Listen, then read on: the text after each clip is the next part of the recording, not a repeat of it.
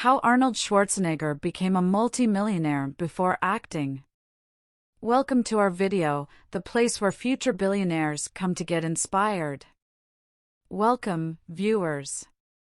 Thanks for joining us today for some interesting information and a generous dose of inspiration about none other than the great Arnold Schwarzenegger.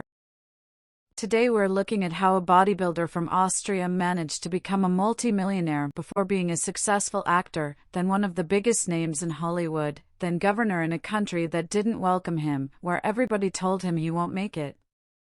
But first, let's look at the big picture.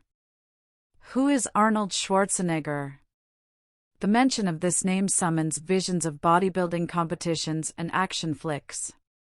But there's a lot more to this well-known celebrity. Schwarzenegger has a net worth of over $400 million, starred in over 50 movies, including Kindergarten Cop, Twins, Conan the Barbarian, Predator, and the incredibly popular Terminator franchise. He also served as the Republican governor of California from November 2003 to January 2011, where he reached his term limit. This earned him the nickname the Governorator. In addition to these well-known roles, Schwarzenegger has been incredibly successful in business and his investments. He also has 5 children and went through a very public divorce from his wife of 25 years, Maria Shriver, in 2011. With all that, his name, his image, his brand is well known all around the world, with many considering him the ultimate success story. But how did it all start? Beginnings. Some might say a rag's story is a bit cliché, but Arnold's story is definitely unique. It begins in Thal, Austria, where he was born July 30, 1947, to Aurelia and Gustav Schwarzenegger. Although he didn't have a flushing toilet or running water or other common amenities, he did not see his family as poor, because the other families he knew all lived the same way. He did not have a good relationship with his father, who suspected that Arnold was not his biological son. Schwarzenegger said that the Austrian way was for parents to force their children to conform, but he considered himself a rebel, and his will could not be broken. Arnold dedicated himself to bodybuilding as a teenager with the ultimate goal of winning Mr. Universe, the biggest bodybuilding contest known to man. He saw this as his opportunity to make it to America, where he dreamed of getting rich and becoming famous. He would achieve this goal in 1967, when he was only 20 years old, making him the youngest Mr. Universe of all time. He won that title 4 additional times and later also claimed 7 Mr. Olympia titles. He realized his dream of moving to America in 1968, when he was 21 and barely spoke any English. He continued his bodybuilding training in Los Angeles, California, with the hopes that someday he might make it as an actor. How does a kid who barely speaks the language, who has a strong accent and almost no connections in showbiz, find that inner drive? The vision. Schwarzenegger often talks about the importance of having a vision and a purpose. He has stated that every time he faced a setback or was told he would not be able to achieve his dreams, he told himself it was only temporary. He was determined to be somebody. Arnold had a series of visions as follows: first things first, become a championship bodybuilder, then be a millionaire. Then be the star in a box office hit, and later on, be elected as the governor of California.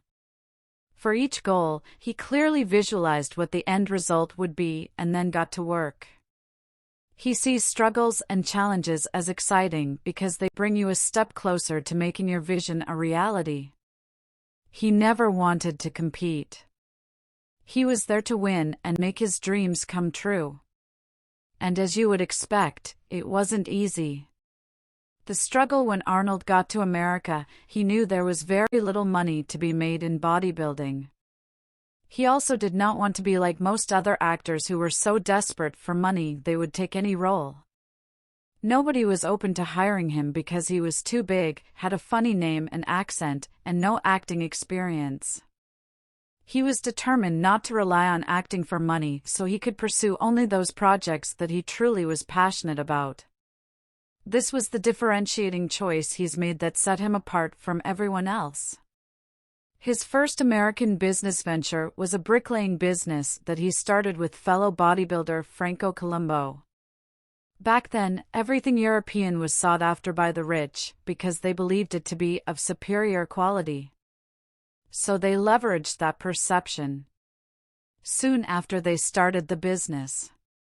In 1971, the San Fernando earthquake hit and business was booming. With an ear open to new opportunities, he began networking. An acquaintance told them there were major plans to develop an international airport and other businesses in Antelope Valley in Los Angeles County. Speculating this as a major money-making opportunity, Arnold and Franco took their profits from the bricklaying business and invested it in buying plots of desert land in the valley. They figured the land would be in high demand and would yield an incredible profit when the developers showed up. But they never did. It turned out they had spent all their money on literal grains of sand. So it was back to the grindstone. Arnold has said the difference between winners and losers is that after failing, losers stay down, but winners always get back up. That was his attitude even at the age of 24. Undaunted by his failure, Arnold became determined to succeed in real estate and went back to the grind. The win Arnold made it his goal to buy an income-producing property. He saw cash flow as his way to financial freedom. He even prioritized this over buying a home for himself to live in. He saved just about every penny he earned from bricklaying and bodybuilding competitions until he had $10,000 to invest in a sixplex apartment building. This might not sound like a lot of money to you, but back then, it was enough for a down payment. He lived in one apartment and rented out the other 5. This was just the first domino in what would become a multi-million-dollar real estate empire. 3 years after buying his first building, he sold it and bought one with twice as many apartments. Then he upgraded to a building with 36 apartments. With a little guidance from real estate magnate Albert Aringer, Arnold was able to consistently sell his properties for major profits and trade up to bigger and better investments. He kept buying and selling properties, and soon his fortune was in the millions. Arnold has called the magic decade for investing in real estate because inflation was high and it was a seller's market. Before long, Schwarzenegger had leveraged his investments to secure a number of apartments and office buildings in prime locations like Main Street in Santa Monica. He was in a position where he could buy a $500,000 building with a down payment of about $100,000, and the following year could sell it for a profit of $200,000. Beyond his initial investment, the build-up with the first 2 goals on his list checked off, it was time for him to go after the third one, becoming an international movie star. While every other actor was struggling to survive waiting tables or taking minor gigs, he was already doing incredibly well from real estate, allowing him to pass on minuscule projects without the stress that others had to deal with. He spent most of his time looking for the perfect opportunity for him to shine. The next thing you know, this up-and-coming director, James Cameron, was looking to make a movie about a robot from the future. They needed someone who looked like nothing they had seen before, who spoke differently and could pull off this movie role later on. Cameron said there wasn't anybody else who could have played the Terminator. Arnold took the money he made from acting and invested it wisely. Today, his real estate portfolio alone is valued at approximately $300 million. He leveraged his work ethic, his fame and fortune to later become the governor of California. While multiple times he mentioned he might run for president of the United States, this may not be legally possible since he's not a U.S.-born citizen despite living here for over 40 years. The lesson Arnold's story teaches us how to leverage a competitive advantage to get one foot through the door, then through hard work, daily grind, and a mind for business to secure that position. Once your essentials are being taken care of, you are free to pursue your passions, even with everything and everybody against you. While everyone is saying you can't make it, if you maintain focus and can get yourself ready for when opportunity presents itself, you yourself could achieve your goals. The man has a fascinating life and even put it all in a book he published called Total Recall: My Unbelievably True Life Story. It's filled with everything he's been through and gives a valuable insight into his willpower and decision-making process. We know the book can be fairly expensive at $21. You can get the audiobook. Thanks to our partnership with Audible. The quote: while researching his story, we've come across this incredible quote we'd like to share with you that goes like this: for me, life is about continuously being hungry. The meaning of life is not simply to exist, but to move ahead, to go up, to achieve, to conquer. And that is so important to remember, that we cannot get stuck in a cycle of merely existing from day to day, but need to have the vision to make our lives meaningful. Arnold has said that he does not believe in having a plan B because it takes your focus away from plan A.